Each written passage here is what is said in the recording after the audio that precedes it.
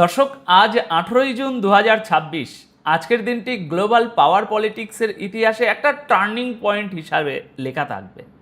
কারণ আজ আমেরিকার প্রথম সারির দুটি পত্রিকায় এমন দুটো খবর প্রকাশিত হয়েছে যা গভীরভাবে বিশ্লেষণ করলে আপনারা বুঝতে পারবেন পর্দার আড়ালে আসলে কি ঘটে গেছে রে ভাই। আজকের ভিডিওতে আপনারা দেখবেন চুক্তির আড়ালে নেতানিয়াহুর চরম পরাজয় এবং ডিল ভাঙার জন্য তার লবির শেষ মরিয়া চেষ্টা, এবং দ্বিতীয়ত পশ্চিমা নিষেধাজ্ঞার জাল ছিঁড়ে কিভাবে একটা দেশ বিশ্বমঞ্চে সামরিক ও অর্থনৈতিক পরাশক্তি হিসাবে আত্মপ্রকাশ করেছে তার একদম এক্সক্লুসিভ বিশ্লেষণ। দেখুন, আজ 18ই জুন সিএনএনে একটি অত্যন্ত গুরুত্বপূর্ণ রিপোর্ট প্রকাশিত হয়েছে। সিএনএন সরাসরি আমেরিকান গোয়েন্দা সংস্থাগুলোর বরাত দিয়ে একটা কথা স্বীকার করে নিয়েছে, আর সেটা হলো এই পুরো যুদ্ধ শেষে মধ্যপ্রাচ্যের সেই নির্দিষ্ট দেশটি অর্থাৎ ইরান আগের চেয়ে অনেক বেশি শক্তিশালী হয়ে আবির্ভূত হয়েছে। দেখুন, আসল ব্যাপারটা হলো আমরা যারা জিওপলিটিক্স নিয়ে নিয়মিত কাজ করি তারা গত কয়েক মাস ধরেই এই একই কথা বলে আসছে, কিন্তু আজকে যখন সিএনএনের মতো পশ্চিমা মুখপাত্র তাদের নিজস্ব গোয়েন্দা রিপোর্টের বরাত দিয়ে এই একই কথা বলছে, তখন এর পেছনের আসল রাজনীতিটা আমাদের একটু খুব ভালোভাবে বুঝতে হবে। দর্শক, এই রিপোর্টটি কিন্তু ইরানের পক্ষে লেখা হয়নি, বরং লেখা হয়েছে চরম হতাশা থেকে। আপনারা সবাই জানেন যে আমেরিকান প্রশাসনে এবং মিডিয়ায় জায়নিস্ট লবির কতটা গভীর প্রভাব রয়েছে। এই লবি এবং নেতানিয়াহু এই মুহূর্তে প্রচণ্ড ক্ষুব্ধ এবং হতাশ, কারণ ডোনাল্ড ট্রাম্প এমন একটি চুক্তি করে ফেলেছেন যা তাদের স্বার্থের সম্পূর্ণ পরিপন্থী। আমেরিকান প্রশাসনের ভিতরে মার্কো রুবিওর মতো কট্টরপন্থীরা এখন এই গোয়েন্দা রিপোর্টগুলো সামনে এনে ট্রাম্পের উপর চরম চাপ সৃষ্টি করার চেষ্টা করছে। তারা বোঝাতে চাইছে যে এই চুক্তির পরেও হরমুজ প্রণালী বন্ধ হওয়ার ঝুঁকি রয়েছে, পরমাণু কর্মসূচি পুরোপুরি বন্ধ হবে না। অর্থাৎ এই রিপোর্টের মূল উদ্দেশ্যই হলো ট্রাম্পকে ভয় দেখিয়ে চুক্তি থেকে বের করে আনা এবং পুনরায় যুদ্ধটা আবার শুরু করা। কিন্তু এখানে একটা জিনিস বুঝতে হবে দর্শক, ট্রাম্প এবার অত্যন্ত চালাকির সাথে কাজ করেছেন। এই চুক্তি স্বাক্ষরের প্রক্রিয়ায় জ্যারেড কুশনার, স্টিভ উইটকফ বা মার্কো রুবিওর মতো নেতানিয়াহুর ঘনিষ্ঠ কাউকে তিনি ধারে কাছেও ঘেঁষতে দেননি। তিনি দায়িত্ব দিয়েছেন কাকে? জেডি ভ্যান্সকে, যিনি শুরু থেকেই এই যুদ্ধের বিপক্ষে ছিলেন। ট্রাম্প বুঝতে পেরেছিলেন যে যদি সত্যিই কোনো চুক্তি করতে হয় তবে এমন কাউকে পাঠাতে হবে যিনি শুধু আমেরিকার স্বার্থ দেখবেন, অন্য কোনো দেশের নয়। আর ঠিক এই কারণেই আজ এই চুক্তিটি সফল হয়েছে।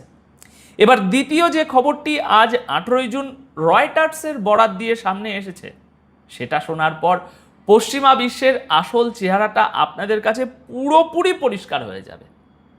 রয়টার্স জানাচ্ছে যে এই চুক্তির আওতায় $300 বিলিয়ন, হ্যাঁ দর্শক, ঠিকই শুনছেন, $300 বিলিয়ন একটা বিশাল অঙ্কের অর্থ দেওয়ার কথা বলা হয়েছে, এবং এর মধ্যে অর্ধেক অর্থাৎ $150 বিলিয়ন ইতিমধ্যেই ট্রান্সফার করা হয়ে গেছে।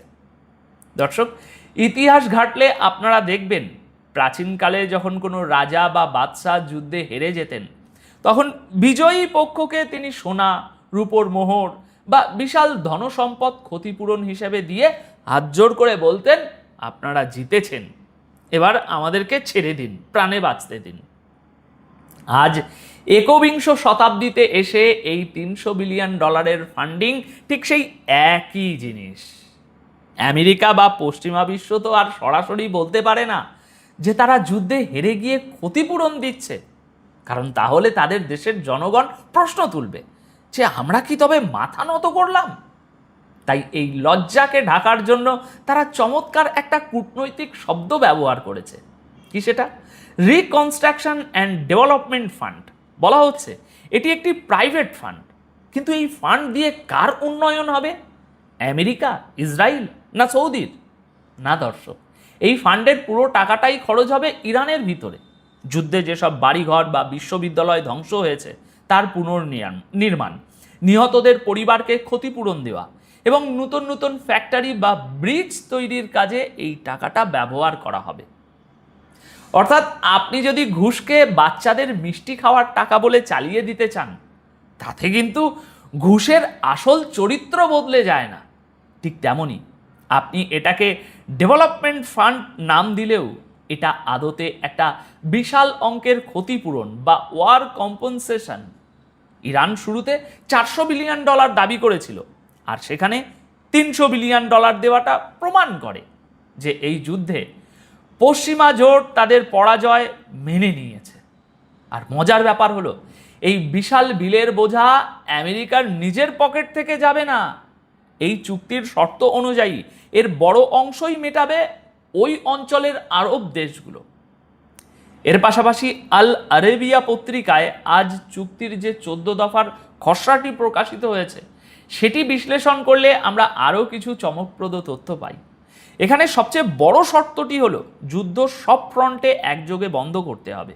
এই 14 দফার চুক্তির মাধ্যমে ইরান পরিষ্কার করে দিয়েছে যে লেবানন বা ইয়েমেনের উপর যদি একটা আঁচড়ও পড়ে, তবে তা সরাসরি ইরানের উপর হামলা বলে গণ্য হবে এবং এই চুক্তি বাতিল বলে ধরে নেওয়া হবে। যার অর্থ হলো ইরান পুরো মধ্যপ্রাচ্যে একটি বিশাল এবং শক্তিশালী স্ট্র্যাটেজিক ছাতা বা নিরাপত্তা বলয় তৈরি করে ফেলেছে। এই চুক্তিতে স্বাক্ষর করার মাধ্যমে নেতানিয়াহুর ইচ্ছার বিরুদ্ধে গিয়ে আমেরিকা বাধ্য হয়েছে লেবানন এবং অন্যান্য ফ্রন্টে সামরিক আগ্রাসন বন্ধ করতে। এখন আপনারা হয়তো কানাডার নেতা মার্ক কার্নির সাম্প্রতিক একটি বয়ান শুনে থাকবেন, যেখানে তিনি এই 14 দফার খসড়া দেখে বলছেন যে এই চুক্তির ফলে এখন আর পারমাণবিক বোমা তৈরি করা সম্ভব হবে না এবং এটাই তাদের বড় বিজয়। আমেরিকা, ইসরায়েল সবাই এখন নিজেদের দেশের মানুষকে এই একটা কথা বলে সান্ত্বনা দিচ্ছে যে আমরা অন্তত পারমাণবিক বোমা বানানো আটকে দিয়েছি। কিন্তু দর্শক, আসল ব্যাপারটা হলো এটা একটা সম্পূর্ণ ভুয়া ন্যারেটিভ। তারা কবে পারমাণবিক বোমা বানাচ্ছিল? গত 40 বছর ধরে তারা চাইলে যে কোনো সময় বোমা বানিয়ে ফেলতে পারত। আপনি দেখুন, রাশিয়া বা চীনের মতো মিত্রদের সাহায্যে এনরিচ ইউরেনিয়াম আনা তাদের জন্য কি বিশাল কোনো বড় ব্যাপার ছিল? কোনো বড় ব্যাপার ছিল না। পাকিস্তান বা উত্তর কোরিয়া যদি এত বৈশ্বিক চাপের মুখেও বোমা বানাতে পারে, তবে তাদের পক্ষেও সেটা সম্ভব ছিল নাকি? কিন্তু তারা সেটা বানায়নি। তার একমাত্র কারণ হলো তাদের সর্বোচ্চ নেতার দেওয়া ফতোয়া, যেখানে স্পষ্টভাবে বলা হয়েছে যে পারমাণবিক অস্ত্র ইসলাম বিরোধী, কারণ এটি একযোগে অসংখ্য নিরপরাধ মানুষকে হত্যা করে। তারা নিজেদের ধর্মীয় এবং নৈতিক অবস্থানের কারণেই বোমা বানায়নি, পশ্চিমা বিশ্বের ভয়ে নয়। অথচ আজ এই একই না বানানোটাকেই আমেরিকা এবং তাদের মিত্ররা নিজেদের সবচেয়ে বড় কূটনৈতিক জয় হিসাবে বিশ্ববাসীর সামনে বিক্রি করার চেষ্টা করছে, যা সত্যিই হাস্যকর। এবার আসুন হরমুজ প্রণালী এবং অর্থনৈতিক কূটনীতির সেই মাস্টার স্ট্রোকটিতে। দেখুন, আন্তর্জাতিক নিয়ম অনুযায়ী আন্তর্জাতিক জলসীমায় কোনো দেশ টোল বা শুল্ক আদায় করতে পারে না। তাই ইরান অত্যন্ত বুদ্ধিমত্তার সাথে ঘোষণা করেছে যে তারা কোনো টোল নেবে না। কিন্তু যেহেতু প্রণালীটি তাদের সীমানার খুব কাছে, মাত্র 21 মাইল চওড়া, এবং সেখান দিয়ে পশ্চিমা জাহাজ গেলে তাদের নিরাপত্তার ঝুঁকি থাকে, পাহারা দিতে হয়, তাই তারা ওমানের সাথে মিলে এখন থেকে মেনটেনেন্স ফি বা রক্ষণাবেক্ষণ খরচ আদায় করবে। ভাবুন একবার দর্শক, নাম বদলে দেয়া হলো কিন্তু কাজ সেই একই রইল। সামুদ্রিক বাণিজ্যের সাথে জড়িত প্রাইভেট কোম্পানিগুলো এখন নিজেদের জাহাজ নিরাপদে পার করার জন্য হাসি মুখে এই মেনটেনেন্স ফি দেবে। কেন দেবে? কারণ বিশাল বিশাল জাহাজ ডোবার চেয়ে সামান্য কিছু ফি দিয়ে দেওয়া তাদের জন্য অনেক লাভজনক। আর এই ফির টাকা কোথায় যাবে? সরাসরি তাদের কোষাগারে। তাহলে এবার একটু হিসাবটা করে দেখুন তো দর্শক। 1, $300 বিলিয়ন ক্ষতিপূরণ। 2, বিলিয়ন ডলারের আটকে থাকা ফ্রোজেন অ্যাসেট ফেরত পাওয়া। 3, হরমুজ প্রণালী থেকে নিয়মিত মেনটেনেন্স ফি আদায়। 4, চুক্তির শর্ত অনুযায়ী ধাপে ধাপে নিষেধাজ্ঞা প্রত্যাহার, যার ফলে তারা এখন খোলা বাজারে নিজেদের তেল বিক্রি করতে পারবে। এবং 5, সবচেয়ে গুরুত্বপূর্ণ বিষয়টি হলো অস্ত্রের বাজার।